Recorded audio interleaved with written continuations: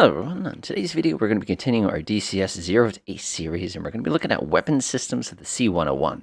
Now before I get started here, I must say that I am not an expert with this particular system. The weapons on board are a little challenging to use, and I'm sure you're going to find that the same when you try it yourself.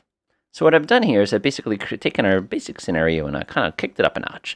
First of all, we have our aircraft here. This again is our C-101. If I go under armaments now, you'll notice I have a good collection of weapons. I have a pair of anti-aircraft missiles, I have a pair of bombs, and I also have a pair of rockets.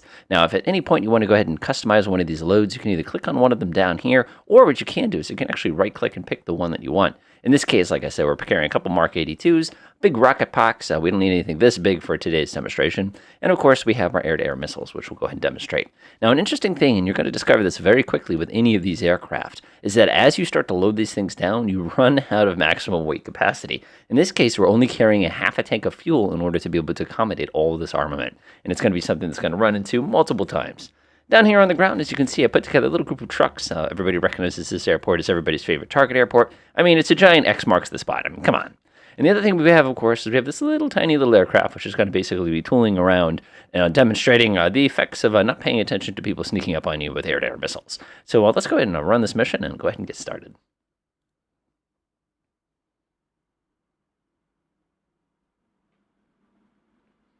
All right, first things first, I'm going to go ahead and freeze. That is going to be the Shift key, the Windows key, and the pause key all at the same time. That way we can take a look at the systems. Now, each aircraft has a unique way of actually arming weapons, as well as kind of setting them up, selecting the fusing, and everything like that. And we'll take a look at that in detail later on when we look at the F-16. But for us, the first thing we want to do is we want to go ahead and activate the master switch. Now, the way this aircraft works is basically each one of these little buttons here represents a different store on the aircraft. So if I were to look at the aircraft like this, for example, starting from left to right, you've got your little Sidewinder, then you've got your rockets, you've got your bombs, so on and so forth. So for example, if I wanted to arm the two Sidewinders, I'd simply click these two buttons. As you can hear by the little growling noise all of a sudden, that indicates it worked properly. Now if I wanted to arm the two bombs, I'd simply come in here and press the two bombs here, just like that. Note, after you've selected what you want to be attacking with, you have to come in here and actually arm everything. Bombs require a arming mechanism. Now, if we're using rockets, this doesn't matter so much. But bombs have nose and a tail typical armament for their fusing. The nose basically means blow up when it hits something. The tail means go ahead and explode after I've already hit the ground and dug in a little bit. Think of it as delayed fuse mode. Keep in mind, certain weapons such as CBUs are going to have their own unique way to manage this, but that's something for a completely different day. To the right of that, of course, is our mode. We can set it to bomb, meaning, hey, we're dropping bombs. Ripple saying I wanted to drop more than one bomb, and of course NC simply is going to allow us to go ahead and use our air-to-air weapons, which is what I'm going to set it to for now. Over here you have the ability to define how long it takes between each release of a weapon. In this case I'm going to leave it at the minimum, and of course you can jettison your weapons. Next, and this is really important, is our stick has a safety cover on it. You've got to have a button that releases the safety cover. If you do not release the safety cover, your weapons will not release. Alright, let's go ahead and arm our two Sidewinders. Let's select our master mode. I'm going to lift this thing up, and I'm going to right-click to set it to air-to-air mode. I'm going to go ahead and turn on our sight. Now, I'm going to turn our sight on. I'm going to go ahead and freeze.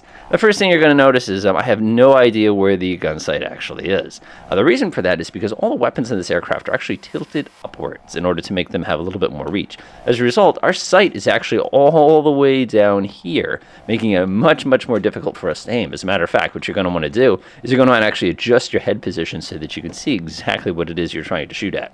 So the first weapon we're going to take a look at is going to be the air-to-air missiles. Now the air-to-air missiles, this is a short range. I always call these dogfight missiles because that's usually what they're used for. Basically, it's an infrared weapon, which means you have to have line of sight. You have to make sure that you have enough of a thermal source to actually go ahead and capture it. And of course, when you're doing anything with infrared weapons, you have to make sure that the geometry to the target is something that the missile can actually turn to. Keep in mind, ultra-modern missiles, such as the AIM-9X or some of the R-73s, especially the new one, have the ability to shoot at extremely, extremely stupid angles, engaging things in dogfights, but we do not have that capability. So one thing you're probably also noticing is a little red speck that I'm chasing after right now. That's a label. Normally you're never going to be able to fight with labels, but just turn the labels on to make it a little bit easier to identify where our target is. So that little weird sound that you're listening to, That is the missile talking to you. It is basically saying, hey, right now, that's the best I can see. When we switch over to the F-16 a little later on, the same sound is going to be exactly the same as what you hear there. Basically, you're listening for a really, really good tone. Now, the interesting thing is that tone itself can actually change depending on what generation of weapon you're dealing with, as well as what platform is firing it. And more importantly, a lot of platforms give you the ability to control the volume of that sound as well. So when you're creeping up on this guy, you don't have to listen to it the whole time. So now all we're listening for is a good tone, and then we're going to go ahead and release the weapon. Now remember, the geometry here matters. So as you can see, if I point right at him, he's moving from right to left on my screen. That means he's basically a beam of us. So if we were to fire a weapon, the missile would actually have to lead him in order to safely actually get to him. Now this can sometimes be a problem, this can sometimes not be a problem. This particular version of the Sidewinder is not the most wonderfully maneuverable, so in the event that instead of beaming us, he was actually coming at us at a slight angle, we'd run into a situation where we barely could even go ahead and get a shot on him. Let's go ahead and sneak him up a little bit. Speed up just a little bit. And there we go. This is a very good shot. Right on his tail. So what you're listening for is when the weapon can see the heat signature.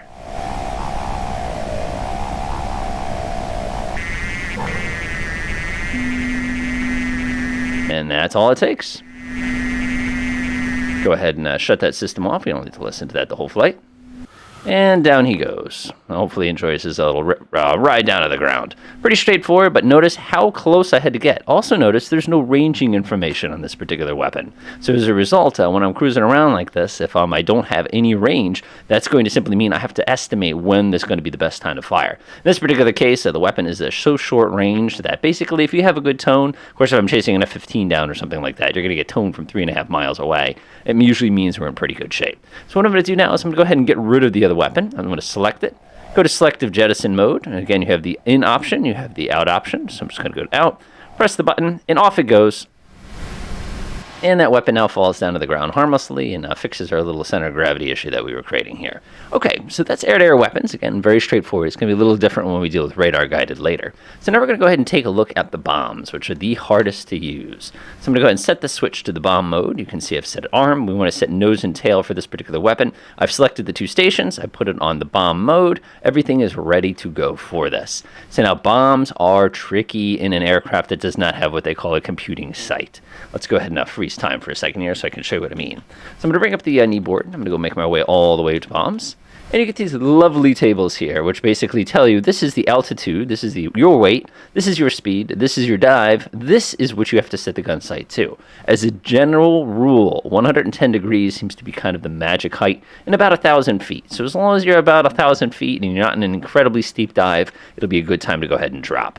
So I'm going to go ahead and come up to here, my little sight. I'm going to set this to 110, set it to the manual option, and there is our beautiful, teeny tiny little marker for when we're actually going to be able to drop. Let's go ahead and unfreeze, bring our speed back up, and let's make our way over to the target. So the way this works now is we need to put ourselves into a 20-degree dive, and then we need to release when our altitude gets to be 1,000 feet. Now, it's worth noting that the local target elevation, if I actually zoom out, if I hold my mouse right here real quick, is 33 feet, which means 1,033 feet is when we have to actually release the weapon. So typically when you're doing a bomb or a rocket run, you don't just point at the target and just slowly descend into it. Instead, what you're going to want to do is actually beam the target. And then when you come in for your dive, you're simply going to roll into the target and then begin your acceleration. So again, we're dealing with labels on. That's why I get those little red markers there. But you can see by zooming in, everybody's all kind of nice and neatly queued up for our little attack run here. So again, I'm at full throttle. Don't seem to be picking up speed very much, but that happens. All right, we're going to go ahead and roll in for our attack. Keep in mind when you're doing this, you need to keep everything nice and coordinated. Fly the plane first. Nose comes up a little bit. And we're trying to get as close to 250 knots and 20 degrees as we can get. Nose over. And that's about 20 degrees right there. It's actually closer to 30. Got our 250. Actually, I have to back the throttle up and push down the speed brakes. Coming down a little fast, a little steep. There we go. I can always push down and pull up a little bit. And we're looking for 1,000 feet to release. There's my 20 degrees. A little steep, which means it's going to go a little wide. I'll go ahead and release now. Weapons away. Ooh. Close. Close. Not bad. Not bad. My attack was a much too steep there. But bring in the speed brakes, everything's looking pretty good to go. Again, took it from the other side, would have been a little bit closer, but again, because we came in so steep, you could see that the weapons that were right about to go over. Obviously, you got to watch that airspeed too. Very, very, very, very challenging, especially when they're shooting back at you. All right, let's go ahead and take a look at rockets now. Rockets, pretty easy, except. So we're going to set this to either ground, on, nose and tail, rock. Now, this is going to be difficult because rockets have their own depression table as well. If I open up my knee pad, come here, you can see my depression at 5,000, 4,000 feet. It's going to be about 40 degrees. So I'm actually going to set this to about 40 degrees. And it also says I need to be at a 10-degree dive here in order to successfully use my weapons at an altitude of about 3,000 feet. Now, the way this works, and you'll see exactly what I mean when you try it as well, is basically what you're going to do is dive. And the moment you cross that 3,000 feet at a 10-degree dive, you can go ahead and start unloading rockets. But as you're going to discover with rockets is they're not terribly accurate until you're pretty much right on the target. And you'll see no matter what the aircraft you're using, that's always going to be the case. In the case, of course, you've got something like App Quiz. So if I push the nose over now, that's going to put us at a 10-degree dive. So we're basically perfectly set up. So now that it says 3,000 feet, I'm going to go ahead and pull the trigger. Fire a couple early ones. Those look like they're a little on the short side. Wait a moment. Fire a couple more. And now we've got range.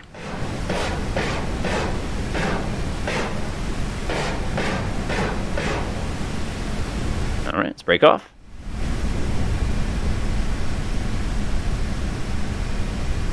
And let's get out of here. Okay. So as you can see, even when I did get the range correct, they're very, very, very, very, very, very inaccurate. And that's just going to be a common issue. But we did get a few of them, so I'm not complaining too much. All right, now let's go ahead and take a look at the guns. Now, the guns on this thing are involved. They actually have their own trigger. I can actually come in here and put this to safe. And interestingly enough, the gun still fires because the gun has its own system that's actually connected up here. So what I'm going to do before that, though, is I'm going to go ahead and detach this stuff by pressing this big nose button right there, and it drops everybody off. So now it is just the gun. Now, the gun on this aircraft is tricky to use, like I said, because you're going to be aiming upwards. So our elevation here, if I put this to auto mode, I'll go snap it to auto, you'll notice that the gun sight is basically off the top of the screen here. So again, you're going to have to adjust your seating position to get it to the point where when you pull the trigger, the bullets actually go where it goes. Now, this particular gun is pretty accurate. Like, you'll find that it's not exactly laser guided, but it's not bad. But you're not really going to be in effective range in this thing unless you get within, let's say, 1,500 feet. So you're going to have to basically be right on top of the target in order to be successful here. Now, I've zoomed myself in a little bit to make this a little bit easier for us. I'm going to go ahead and now kick in the maximum power here. Now you have to resist the urge to fire early because you only have 124 rounds. I go ahead and put my pipper right on the target just like that. Use a little bit of right foot here. And we can see how incredibly short that was. And there's about 1,000 feet right there.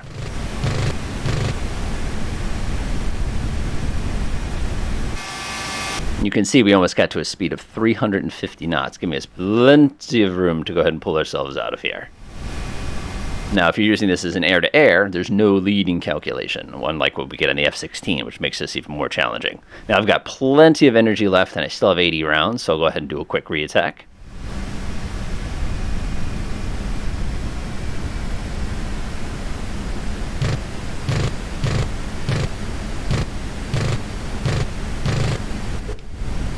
Never fly over the people you're shooting at. And we are back on our way once again. Again, remember, this is a two-seat trainer / coin plane. This is not designed for the purposes of engaging folks on the ground like this. But it still works in a pinch. All right, 46 rounds to go. Pull back. The airplane is a buffeting. You're probably being a little hard on the controls. You can definitely be a little hard. There we are. Now we got ourselves perfectly lined up here. 1,000 feet.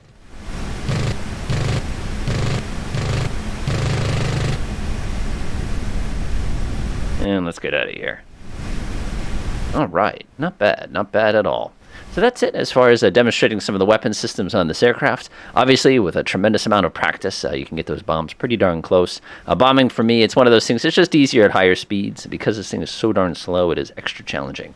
Now, one interesting thing before we leave, you can see in our short flight here, we've already burnt 360 pounds of fuel goofing around at these low altitudes. So it really gives you a pretty good idea of just how quickly you can use it up in combat. And like when we see the F-16, you're going to realize it's going to be even worse.